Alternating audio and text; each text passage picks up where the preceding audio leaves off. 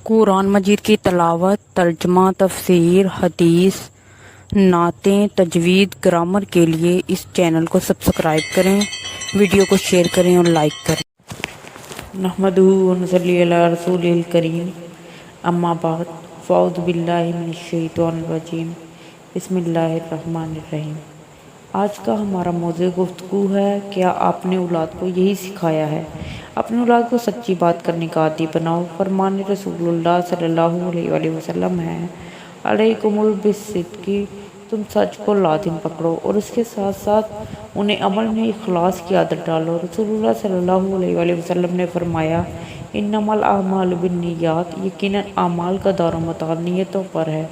جب وہ اپنے کسی بچے کو دیکھیں کہ وہ کھانے پینے پر اور گھر سے نکلتے وقت بسم اللہ پڑھنا بھول جائے تو اسے اس کی فضیلت سے آگاہ کریں، کیونکہ ان اکالم رسول اللہ صلی اللہ علیہ وآلہ وسلم کا عمل یہی تھا کہ آپ اللہ تعالیٰ کا نام ذکر فرماتے۔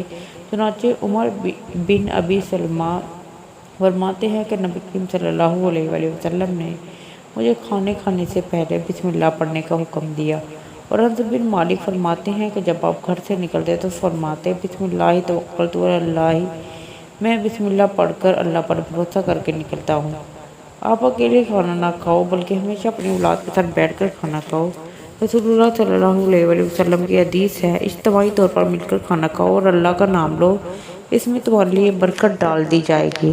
اپنی اولاد کو صفائی پسند بناؤ اور انہیں یہ معلوم کرا دو کہ صفائی رکھنے سے ہی وہ ایمان کی صفت کے ساتھ متصف ہوں گے۔ رسول اللہ صلی اللہ علیہ وآلہ وسلم کی حدیث ہے، الطہور شطر الایمان، صفائی نصف ایمان ہے۔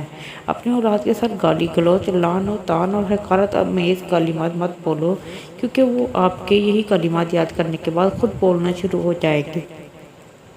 رسول اللہ صلی اللہ علیہ وآلہ وسلم کی حدیث ہے، مومن بہت طعن کرنے والا، بہت لعنت کرنے والا، فحش گوئی کرنے والا اور بیہودہ بکنے والا نہیں ہوتا۔ اپنی اولاد کو یاد دلاؤ کہ علم سے مراد عمل ہے، اور ان کے سامنے آپ ایک نیک انسان کی طرح بن جائیں جو اپنے بیٹے سے کہتے ہیں، اے میرے پیارے بیٹے، جب تو 10 حرف لکھ لے تو دیکھ کہ تیرے نفس میں کسی چیز کی زیادتی ہوئی ہے۔ زیادتی سے مراد نور ایمان ہے اور اللہ تعالیٰ کے خوف کی زیادتی ہے۔ پھر اگر تو کوئی زیادتی نہ دیکھے تو سمجھ لے کہ وہ علم تجھے فائدہ نہیں دے گا، اور ایسے علم سے رسول اللہ صلی اللہ علیہ وآلہ وسلم نے پناہ مانگی ہے۔ گولو، اے اللہ، میں 4 چیزوں سے تیری پناہ چاہتا ہوں، ایسے علم سے جو نفع نہ دے۔ آپ کی اولاد میں سے اگر کوئی اچھا کام کرے تو اسے بتلاؤ کہ آپ نے اس کے عمل کو بڑا پسند کیا، جیسا کہ رسول اللہ صلی اللہ علیہ وآلہ وسلم نے ابن عمر سے فرمایا، عبداللہ بڑا اچھا آدمی ہے اگر وہ قیام اللیل کا اہتمام کرے۔ صدق اللہ العظیم۔